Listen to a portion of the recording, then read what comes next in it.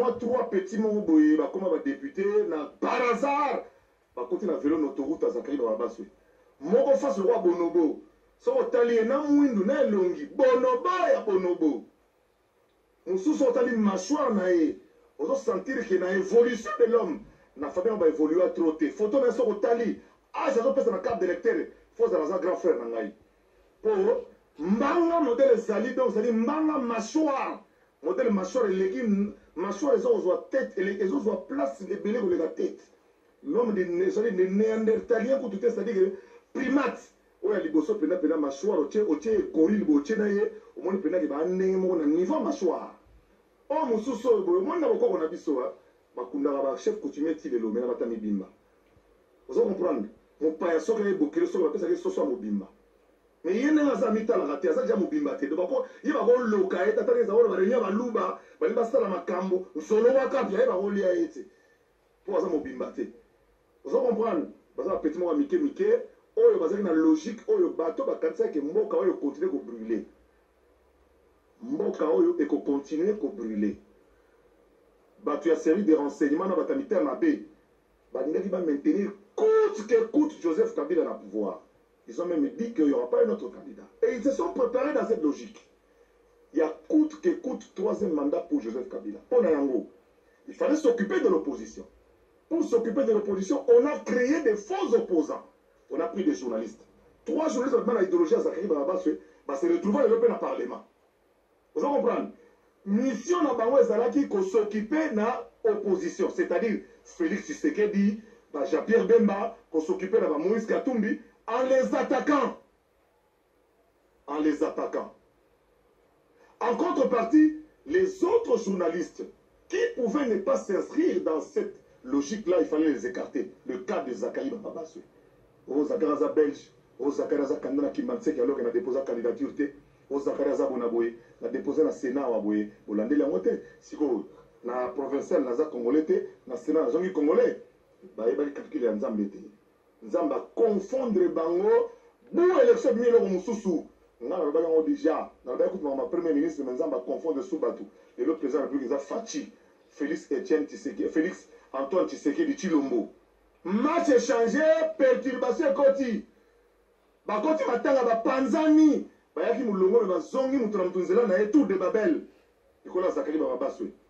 Ba petit wana mike baluki ba déstabiliser nga d'abord na niveau ya boulot politique. Ba koti ba réunion, zamba confondre bango. Siko lelo ba komi ko luka ko puisa suna kata linga la facile. Oh mutawa wa mâchoire na elo esilate na progression et évolution de l'homme. Parce que mâchoire a monté ça songe boy, na tibo pour mon bien. Mais ils ont au fil des années il y a une évolution humaine. Mais il y a mâchoire na etikali kaka bongo. Ça veut dire que va évoluer trop tôt. Mâchoire il y a Lacoste. Mâchoire etikali il y a Lacoste, ça veut dire il y a soki ndemeni. Na olia bango moko na suite temps. Na olia bango moko puis je vais les affronter. Banda lelo. Au sakani toke tribunal, au sakani na fundi, au sakani toke na parquet. On a député immunité au longwa. Tokomita ma fachi ba kashwane le kangama. Na eko kebi sabino batonyo soto bozo kansane tika boko déstabiliser Zakari Babaswe. Boza ko mikosa. Boza ko mikosa po eza na kati na ngai ya ngai. Place na ngai na rôle na ngam ta roboto na ngam azate. Na kata mboka Kongo oyo. Na kokufa ka sunza bate. Ngane na vandi bona ko vanda na ndako bona tonga vi na 55 na s'organiser na kenda poto kala na s'organiser na sala publicité ba bien na sala publicité ba téléphonie na s'organiser pour na ozela lelo tant on zaleko ekobi j'ai eu le temps ya ko économiser, j'ai eu le temps de m'organiser na na mitu ka soki 12 so nous allons baninga dote ka mongo te ndenge go Tanzania lo bangi na ngai bomba ba kala za marchandise wana mai car à 10 000 euros on a le château to pesa 7 000 vivre. Donc, na zananu, puis on a un danger, on a un hotel dans zananu. Et là, on a un goloba et zanini. On a un goloba qui n'a pas ça sur mutu tenter à sakana comme on a ngai. Muta sakana sur l'idéologie na ngai tenga na guerrier combattant na bunda bitumbe bele na poto la bamboka. Na niveau média. Que là ba tebe comme on le gana minuit nani. Na sala be mission lingala il fatigue kufa. Au une semaine on va lingala au stage na lingala. Pour ne pas vivre. Muta na va déstabiliser. Est-ce que vous avez dit que Joseph Kabila avant Longwa, il y a 4 ans, a signé ordonnance pour nous faire 2 médailles à Moussa dans la salle pour la créativité? Est-ce que vous avez bien babomba yango baboya kopesa nga yango se rendre compte ils ont été frappés d'aveuglement. Joseph Kabila a signé ordonnance octroyant 2 médailles pour le mérite des arts, sciences et lettres. Dans Zakari Bababa, c'est pour l'ensemble de sa création dans le domaine de la télévision. Bomba ma médaille wana lelo yo chancelier Sikaya le oh mais moi l'embalo pourquoi tu peux ma médaille n'a été parce que mboka est reconnaissant en termes de créativité en termes de camion surtout. Dans ce que nous avons médaille nanga en direct na direct TV. Au moment où on débat là sanga na chancelier ba médaille nanga musala sala pour soda botola mboka. Soda oyo oyo bongisa makambu soda oyo kota éclaireur Zakari Bababa sur le domaine de la télévision. Au moment où on a télévision en direct médaille ya oyo bakamnazoa. Bon, mon idéologie na yango ya sika po balinga la fasciste na sali. Na kozonga pe journaliste ya niveau boko zelanga wana te po na songa ni musala. Na kozonga so journaliste ya mukete, na kozonga la journaliste ya ba grand concept. Bon, mon a différence, il y a créativité entre la distraction o baso nga basala na ko continuer. O ya ko mikana ngana na tribunal, o ya ko mikana ngana na parquet, o député o nani o nani, tous nous sommes égaux devant la loi. Comme époque à Fachi, au monde la muninga te, muto sala pe nga azate.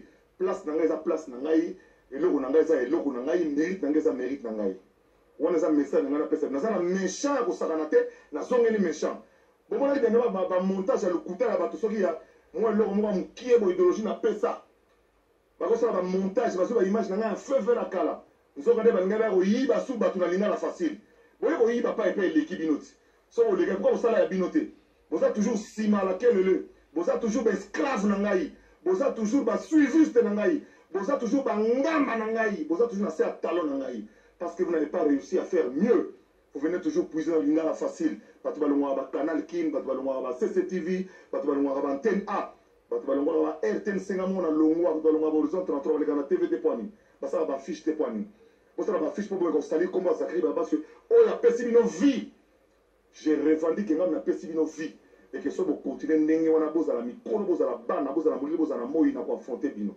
pour sa décision na ngana za mwana mobali na mwana soda na koli n'esprit ya soda na sa véritable commando débat ni to sana bien en français ni no yebi je suis détenteur de 3 diplômes universitaires et je prépare un master en communication à l'université Lille bon beta kuna botu na bango vous comprenez so boye kota buku na ali boye kota ki yanke na sa pona véritable kinois véritable dikando né et grandi à Kinshasa.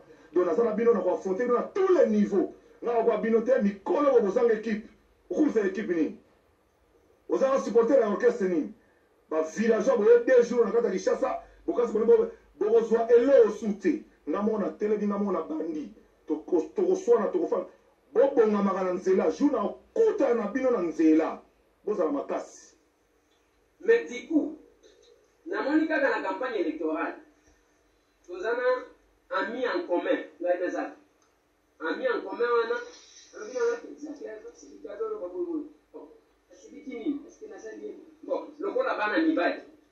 j'ai pris mon téléphone devant notre ami en commun qui m'entend.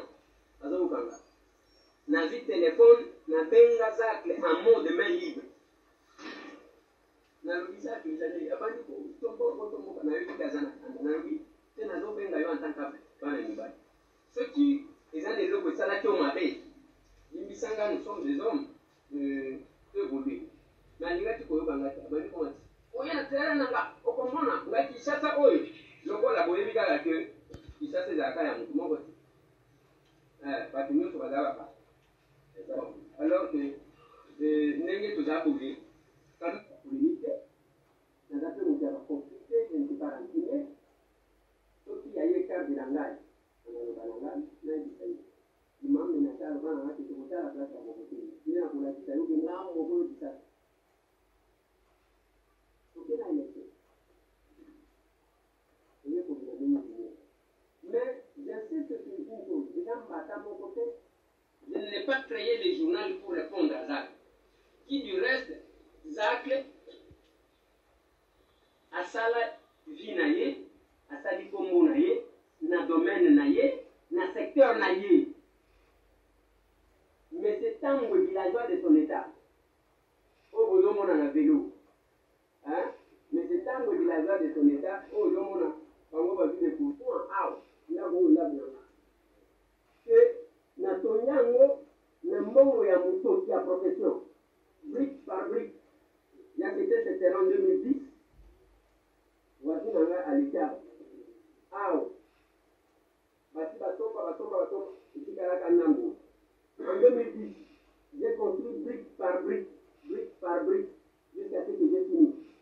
omoni koboya ke bato baya kotala découverte place basala la découverte na tiama toi bakomati mona mokolo lupango parce que bato ape perde motu bazalaka mfasa oke bala bateke omoni akotaka bino adiaka mbongo ta tu mangeras la sueur du tonton.